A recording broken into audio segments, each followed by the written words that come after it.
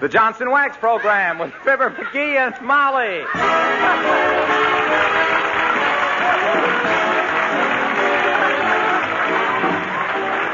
The makers of Johnson's Wax for home and industry present Fibber McGee and Molly, written by Don Quinn, with music by the King's Men and Billy Mills Orchestra.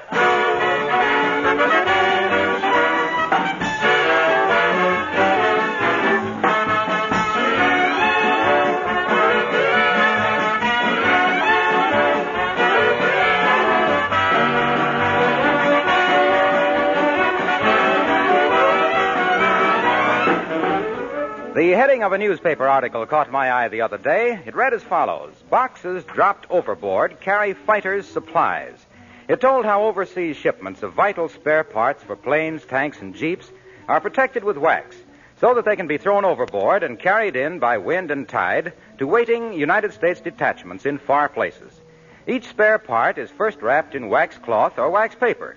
This is then dipped in molten wax and packed with other wax-dipped packages into wooden boxes lined with more waterproof material. Such a package can actually be thrown into the salt water with its contents, spare parts, surgical instruments, food, safe against corrosion or spoilage. And that's just one of many interesting uses that have been found for wax. The makers of Johnson's Wax supply large quantities of special waterproofing waxes for cartons and packages. They've developed other Johnson's Wax finishes for surface protection of important war equipment, for protecting metal, rubber, paper, and leather. And industry has you women to thank for this lesson in wax protection, because it's from your use of Johnson's Wax in your homes that these industrial waxes have been developed. Take a bow, ladies.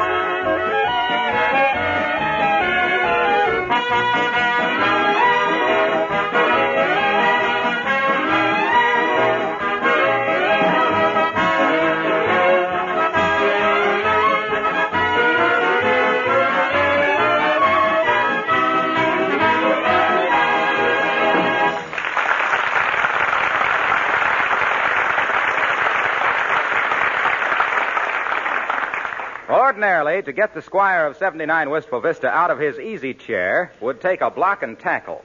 But when the fishing season rolls around, he's up and away with more tackle than anybody in the block. And here it all is in the living room as we meet Fibber McGee and Molly.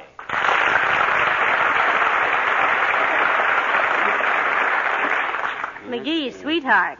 Must you have all that fishing stuff here in the living room? Can't you take it out on the porch or someplace? Why should I take it out on the porch? Oh, just for aesthetic reasons. That basket and those rod cases and boots and stuff, it's all faintly reminiscent of last year's trout. You mean it? It certainly does. Well, I just wanted to give it the once-over. Be sure it's in shape for the new season. I'm going to land old Muley this year if I have to dynamite Lake Dugan and sift the mud through a mustache cup. Well, maybe I spend too much time polishing my diamonds and going to the opera to be up on the things that really count, but who's old Muley? Who's old Muley? My gosh, woman, old Muley's the biggest, sassiest, toughest, smartest, rod-breakingest bass in Lake Dugan. And I'm out to get him this year. I hope you do it, dearie. That sardine you brought home last year was... What do you mean, sardine? That was a perch. Well, it never should have been taken out from under the canary. I just had bad luck last year's all. That's fisherman's luck. Good one year and bad the next. You must have about 14 good years coming then. I don't remember you ever bringing back much but wet feet and sunburn and excellent reasons why they weren't biting. Oh, I do all right, baby. If I was a dub at it, the fish would come right up to me. But they know they got an experienced angler to deal with, so they keep away, see? Is that it? You bet that's it. And if old Muley don't... What's the matter? My new fly rod. It isn't here. Where's my new fly rod? Somebody stole my new fly rod. It's missing. Call the police. My fly rod's gone. My new one. My new fly rod. Now, calm yourself. It's perfectly safe. Huh? Well, where is it? Where is it? Up over the front windows. Oh. The curtain rod broke last week and... Your fish pole was just the right size. Oh, my gosh. And don't call that $12 fly rod a fish pole. Gee whiz, that's like accusing Einstein of counting on his fingers. It isn't respectful. Well, don't get excited about it. It's no good as a curtain pole anyway. It's probably no good as a fly rod either. Look how it droops in the middle. It's supposed to do that. It's flexible. That's genuine split bamboo. Well, then why don't you take it back and get one that isn't split? My goodness, any store that'd sell damaged merchandise to It's supposed to be split. They're made that way. Don't you know anything about fishing, Molly? I only know two things. Huh? One, a fish hook is very painful when stuck through a thumb, and two, I'd rather go to the movies. Well, that's a woman for you. No sportsmanship. Women wouldn't understand the challenge of a fish, like old Muley to a fisherman like me. It's a battle of wits, that's what it is. Oh, dear. Isn't it a little degrading to be outwitted by a fish year after year? No, old Muley knows I'll get him eventually. The sport is in the fishing, not in the catching. You know what that clever old wiggler done to me last year? Yes, you've told me so many times. Well, sir, there I was, fishing the south end of Dugan's Lake, the place a few of us guys call Gimlet Inlet. Because it's so boring, I suppose. I tossed out a fly, skimming the surface with a delicate flicking movement, just a snap of the wrist and a clean sweep back, see? And whammo, old Muley. Hello, Mr. McGee. Hello, Muley. Hi, Alice. Sit down, Alice, and listen with bated breath to a fish story. Ever do much fishing, Alice? Well, when I was a little girl, I used to go out with my father. But it's kind of hard to see what's going on from up in a tree. Up in a tree? Yes, he took me along to climb trees and unfasten his hook when it got caught in a branch. All I ever saw of my father in those days was the top of his hat. Oh, dear. Well, he just didn't know how to cast, Alice. I practice all summer in the backyard myself. I lay a newspaper down and cast at it from the back porch. Why, I got so's I could snag a want ad from 30 feet.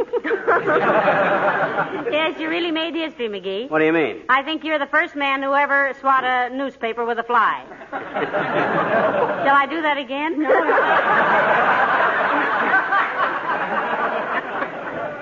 You ought to go out with Doc Gamble and me and take a slug at old Muley, Alice. Thank you, Mr. McGee, but I never drink anything but soft drinks. Old Muley is a bass, Alice. He lives at the bottom of Lake Dugan. Yeah. Until he gets laughing so hard at the fishermen, he has to come up for a breath of air. I nearly got him last year, though, by George. As I was saying, I flicked the water gently with a brown hackle, and whammo, a strike. How many do you get before you're out? Look, Alice, in fishing, when a fish snaps at the bait, it's a strike, see? Oh. Fishing is like golf that way, Alice. You see, if you talk about it so ordinary people can understand it, you're thrown out of the club. Look, you want to hear this story or don't you? Of course you do. Well, sir, I finally had old Muley on the hook. Boy, what a moment. Slowly I reeled him in. Oh, wait a minute. How did you know it was old Muley on your hook, Mr. McGee? Only an amateur would inquire an interrogation like that question, sis. Why, I'd had old Muley on my hook so often I knew him like a brother. Oh, dear. And he knew me, too. Well, sir, I reeled him in, slowly. Suddenly he turned and dived to the bottom. I let the line out even and easy. Then I pulled in again. Up, up, up. Then like a flash, I dipped with the net. And there it was, an old rubber tire. Old Muley had gone to the bottom, took off the hook, and snagged the casing with it. Was the tire any good? It was in perfect shape. It was in such perfect shape, I was scared to take it home. So I heaved it back in the lake. Oh, gee. I'm going to tell my boyfriend all about it when he calls up, Mr. McGee. I'll bet he'd like to go fishing with you sometime. Glad to have him along, Alice, anytime. Will you let me know if he calls, Mrs. McGee? Well, we won't be here very long, Alice. McGee is going to the city hall to get a fishing license, and I'm going with him. Well, maybe I'll hear the phone myself. You're sure you don't mind if he goes with you sometime, Mr. McGee? Of course not, kid. Be a pleasure to have him along. McGee's always glad to meet another fisherman, Alice. Oh, he's never done any fishing. Huh? But creepers, how he can use that spare tire. Oh, sure.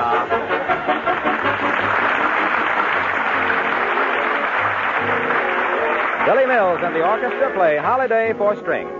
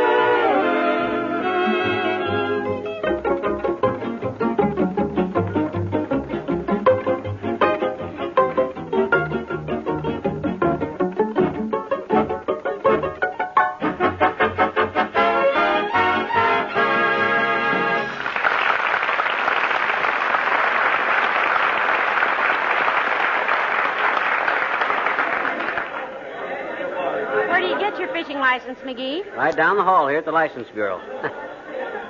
Boy, I get more of a bang wandering around the city hall here than anybody put together. First time I ever came here, I didn't come to squawk about something. That's why they call this the seat of government. Huh? Everybody comes down here to kick. Remember when I was on the grand jury, Molly, and I didn't get home for 3 weeks? Yes, and I'll never forget how worried I was. Because I was locked up in a hotel room every night? No, somebody told me it was a hung jury, and I didn't know what they were hanging you for. Oh, well, we didn't... Oh, McGee, isn't that Mr. Wellington coming up the hall? That ain't his brother. And look at that strut. You'd think he owned this building and was just coming in to foreclose the mortgage on it. Oh, I wouldn't say that. Hello there, Mr. Wellington. Good day, Mrs. McGee. It's so nice to see you. And McGee, it's so. Hi, Wellington. What are you doing around here? Going to throw your collar in the ring and run for dog catcher? You appear to be sadly deficient in your knowledge of city politics, my friend. The office of dog catcher is not elective. It is appointive. My nephew has been the incumbent for many years. Perhaps you know him, Harry Barkwell? Harry Barkwell, the dog catcher. How interesting. Yes, anytime you lose a dog, just wire Harry. I had a cousin used to be sewer commissioner. Name was Manuel Holstein Coverly. Better known as Old Manhole Cover. That's very amusing. I'm afraid I didn't have the pleasure of his acquaintance, although I knew him very well. But what brings you into this sink of official iniquity and public indifference, McGee? He's going to get a fishing license, Mr. Wellington. Indeed. Are you by any chance a dry fly fisherman? Well, I'm a fly fisherman, but I always keep a couple of bottles of root beer hanging in the water. You an angler, Wellington? Oh, I've been accused of it, McGee, though I don't fish. Here in the city hall on business, Mr. Wellington? Yes, I dropped in to pull a few strings on behalf of my brother. He's in the trucking business.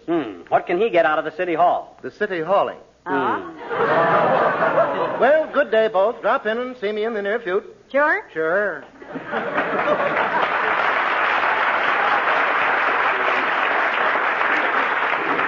Wise guy. Did it ever occur to you, Molly, what a wonderful stranger he'd make? Oh, I rather like him, McGee.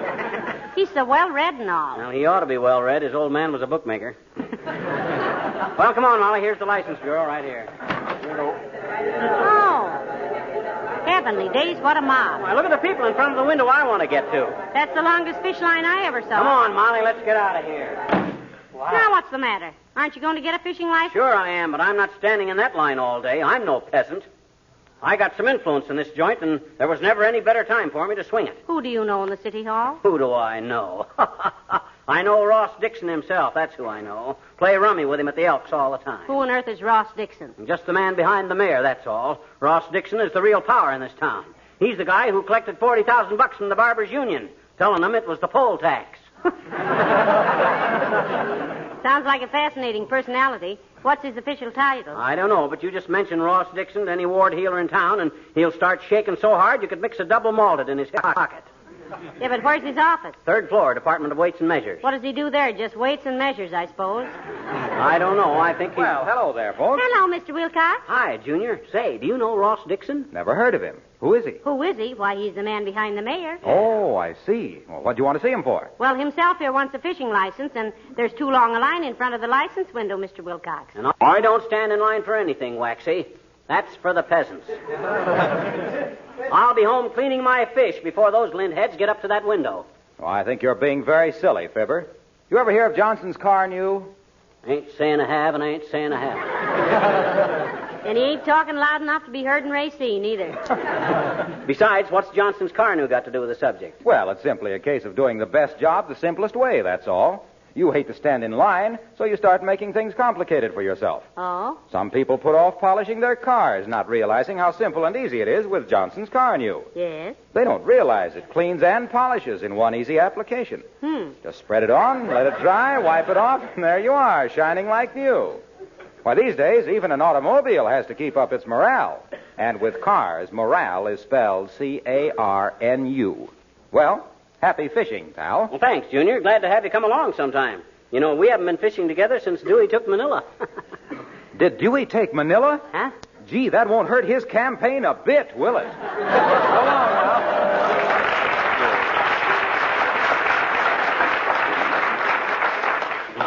Shall we go back and stand in line, McGee? No, sir. I'm going to get this fishing license the easy way. All I got to do is find Ross Dixon, and he'll be with the mayor. So where do we find the mayor? Well, the logical place might be the mayor's office.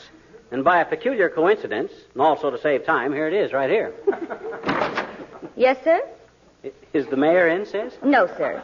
He's officiating at the opening of the new shirt factory on 14th Street, sir. How? By breaking a bottle of bluing over the cornerstone? No, he's going to hide the first pin in the first shirt.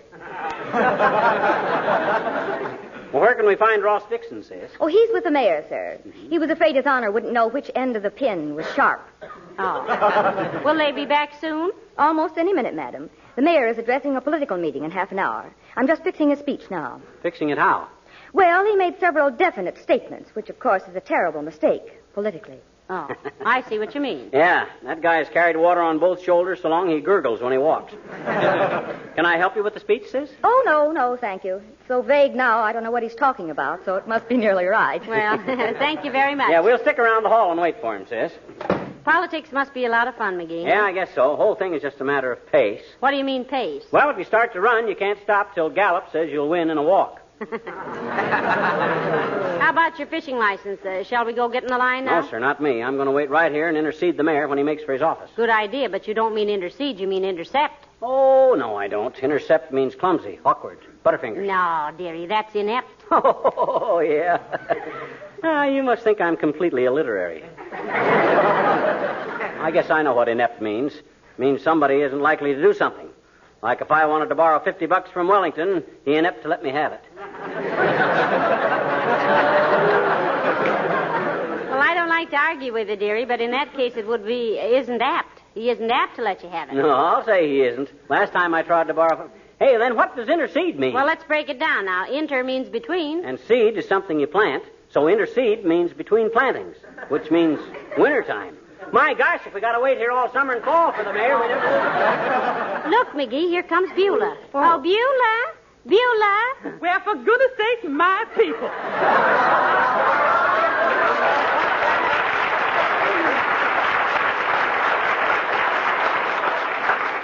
Just as a throwaway line, Beulah, what are you doing in the city hall? I come down here, sir, to rectify a misdemeanor in my personal property tax. It seemed like they make a small mistake of $1,000. Heavenly days, $1,000. What an error. What's the total amount of the tax, Beulah? $1,004, sir. See? Oh, yeah. Looks like you've been carrying this notice around for some time, Beulah. Yeah, sir. Everybody I knew was feeling, ma'am. And socially, I've moved up several brackets. Well, the whole mistake is they got the decimal in the wrong place, Beulah. Say they got the whiz?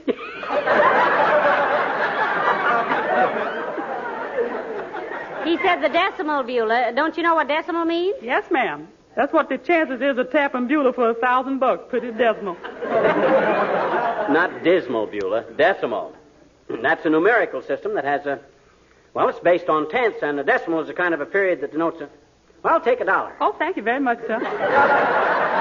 He means just for instance, Beulah. Yes, sir. Take $1. You write 1.00. What's the matter? You make a mistake? No, Beulah. O is 0. 0? Yes. That means you deal in cold cash? No. Ma'am? Look, Beulah. The decimal system is based on tenths. Therefore, fractions are reduced decimally and indicated by the placement of the decimal point.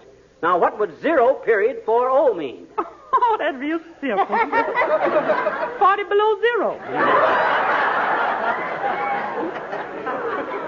Oh, no, Beulah. The decimal system has nothing to do with temperature. No, ma'am, I don't think it's so hot either. I guess I just stick to the old-fashioned Gazinta system. 2 Gazinta 4 and stuff like that. Yeah, it might be simpler at that, Beulah. That's why Arabic numerals are more practical than Roman. Why, McGee? Easier to handle. The Romans did their figuring with chisels. We do our chiseling with figures. They do the chiseling. Look at what the mail Love that man. Well, now, look, Beulah, maybe next year when you get the form to make out your personal property tax, you better get Mr. McGee to help you with it. Sure, be glad to, Beulah. Oh, you're very kind, Miss McGee, but that's how this got all undecimal. Hmm? You helped me this year, remember? Oh.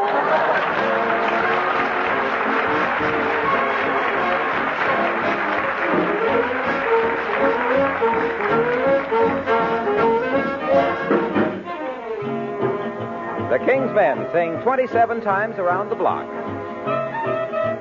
Spring has came and nearly gone. Love has cast its spell. Cupid's little dart made a bullseye in my heart, and even my arches fell.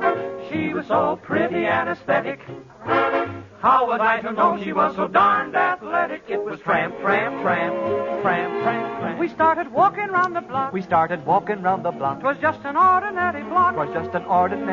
But she kept talking and she had me walking 27 times around the block. Tramp, tramp, tramp. Now it was after 3 o'clock. And still we walked around the block. Well, I just counted while the total mounted 27 times around the block. I tried to speak a little word of love. I never got the ghost of a chance, for I was certainly the victim of a walkie-talkie romance. I didn't know she liked to hike. Or I'd have brought along a bike. Though she could Take it, I could hardly make it 27 times around the block. Now, once around the block was 880 steps. That's picking them up and putting them down aplenty. I figured out the footage we had traveled that night was 47,520. She discussed the crooners and the weather and the styles while my dogs barked for 9 miles. Each time I brought her to her door. She said, let's walk around once more. So I just counted while the total mounted to 4, 6, 8, 10 feet, marching round and round again 27 times around the block. But then she kissed me, and it was worth it.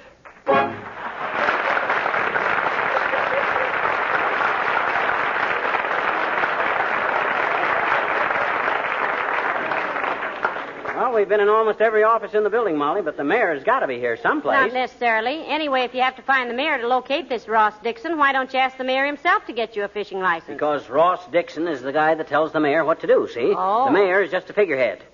Except that he's got no head for figures. I still think it'd be simpler to go back to the license bureau and get in line with the common people. No, sir. Dad drat it, I'm going to get that fishing license the easy way if it turns out to be twice as hard as the hard way. I never... Oh, hi, Doc. Hello, McGee. Hello, Molly. Hello, Dr. Gamble. What are you two taxpayers loafing around the municipal building for? Trying to sell your vote? Why, Doctor, you know we wouldn't sell our votes, would we, McGee? The very suggestion is insulting and preposterable. And the price is too low anyway. What are you doing down here, Doc? City revoking your license? Oh, why should they, McGee? Dr. Gamble knows more than any doctor in town. Horse feathers. You could take everything he knows and write it on the head of a pin with a dull hatchet. What are you doing here, Doc? I am a member of the Board of Health, Snoopy. Oh. You know what health is, I suppose. That's what people are always drinking to just before they fall down. Now, may I ask, just what are you doing here? He's getting a fishing license, Doctor. I swore I was going to get old Muley this year, Doc. Remember old Muley out at Dugan's Lake? What? You get old Muley? Why, that bass has got more brains in his dorsal fin than you've got in your entire carcass. Oh, yeah? Yeah. Just because you couldn't keep him on a hook long enough to get your line wet? Don't hand me those sour grapes, you big rum-dum. Now, McGee. I could catch more fish with an umbrella handle and a bent pin than you could snag by draining Lake Erie. Now, look here. Why, you insufferable little braggart. The only successful fishing you ever did was for nickels with chewing gum on a stick through a sidewalk grating. Is that so? Yes, that's so. What repartee? Why, you egotistical, egocentric egghead, you couldn't trap a 12-pound salmon in a 2-gallon keg with a tennis net. You're a fake on a lake with a wet smack with a dry fly. Oh, look who's talking. Why, I've caught more fish with a piece of red flannel underwear than you ever bought and sneaked home from the corner market. You got as much chance of catching old Muley as I have of winning the Pulitzer Prize for the longest chain of paper clips. Why, you... Hey, Doc. Yeah? You know Ross Dixon? Yeah, very well. Why? We've been looking all over for him, Doctor. McGee wants to see him on business. Well, you don't have to look far, McGee. He's right across the hall here. I was just talking to him. Oh, my gosh. Well, thanks, Doc. You're a pal. Anything for a friend, my boy? Mm-hmm. Come on, I'll show you where I left him. Oh, fine. Oh, well, it almost looks like mission accomplished, doesn't it, McGee? It's in the bag, baby. I'll show you how it pays to know people in the right places. In here, Doc? That's right, right in here. Fine. Heavenly days. This is the License Bureau. This is where we started. Well, that makes it all the handier. Now, where's Dixon, Doc? You see that line of people waiting for fishing licenses? Yes? See the man second from the end of the line? Yeah? Well, that's the mayor. Ross Dixon's the man behind the mayor. Oh, yeah, I see him. Hey, Ross, what are you doing? Trying to get a fishing license, McGee. Oh, my gosh. All right, peasant, get in line.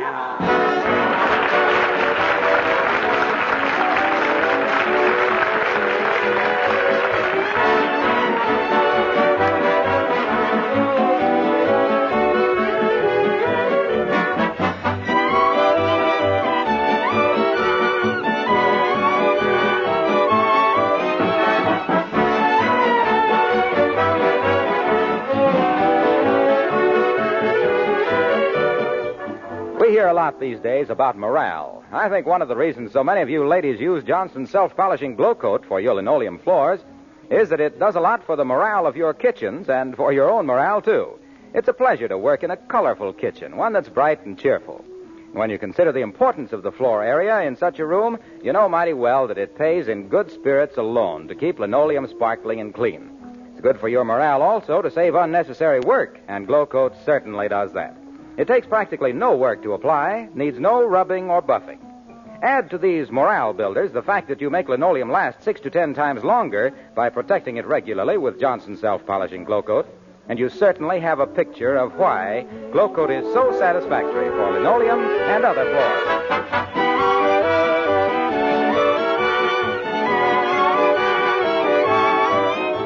I told you we should have taken a streetcar home, McGee. That cab was horribly crowded. Well, I was all wore out from tramping around that city hall. They shouldn't put that many people in a cab. Did you hear me give that taxidermist a piece of my mind? That what? That guy in the red cap that lines up taxis for people. What did you call him? Taxidermist. He stuffs taxi cabs. Oh. Good night. Good night, all.